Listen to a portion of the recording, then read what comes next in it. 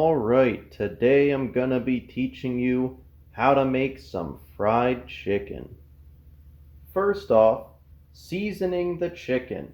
The breading itself will have a lot of flavor, so you don't need to season it beforehand, but if you want to marinate it, that'll definitely add some extra flavor.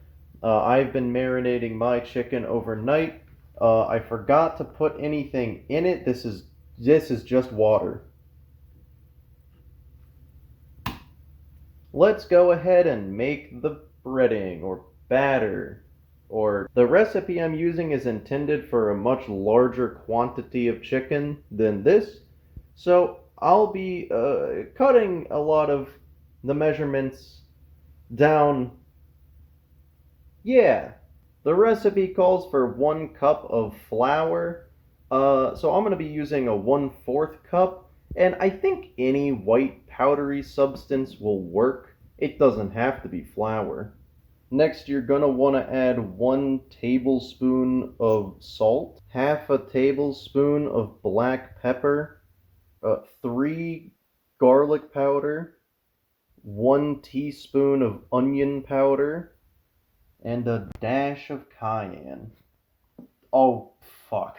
Okay, that's a lot of cayenne, but that's fine. It'll just be mildly spicy. Alright, now that we have our dry, it's time to get some wet. And that's why I have some buttermilk. It says it went bad like over 2 weeks ago, but those expiration dates are a scam anyway. It'll be fine. Besides, you cook it anyway, and that removes all of the bad. Alright, to batter up this bad boy, you're gonna take it and you put it in the wet first and then the dry. No, the dry, then the wet, then the dry. No, wait, okay. The wet first and then dry, and like give it some, and then you add the wet to the dry. Yeah, and then you're pretty much gonna just, yeah. I think that was the order. Okay, this is mildly goopier than it's supposed to be, so if that happens, you can just add a little more.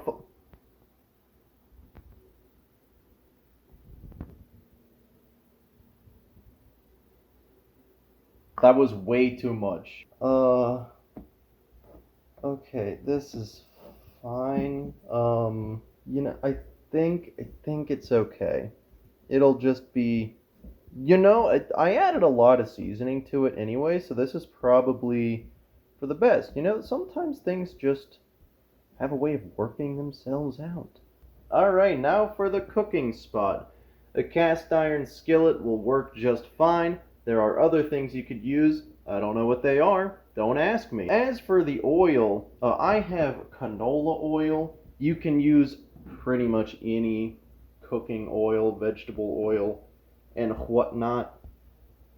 And you're gonna want to fill this bitch up to the brim. And by that I mean you want a good like ½ inch of oil. Yeah, that's probably not enough. Keep her going. Yeah, that'll do. Alright, now you're gonna want to turn on the heat and get the oil up to a temperature between 200 and 400 degrees Fahrenheit. That's not the actual range. I just know the correct number is between that.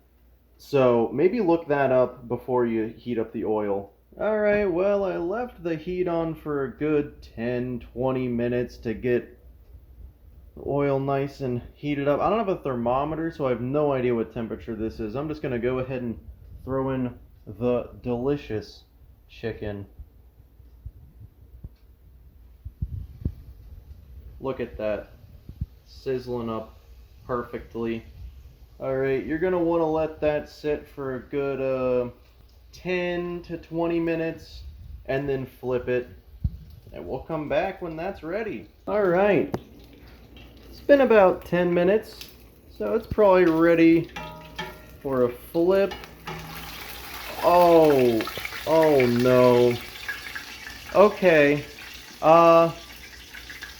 that's a little overdone. So you know what I'm gonna do is just, yeah, it's a little cooking tip.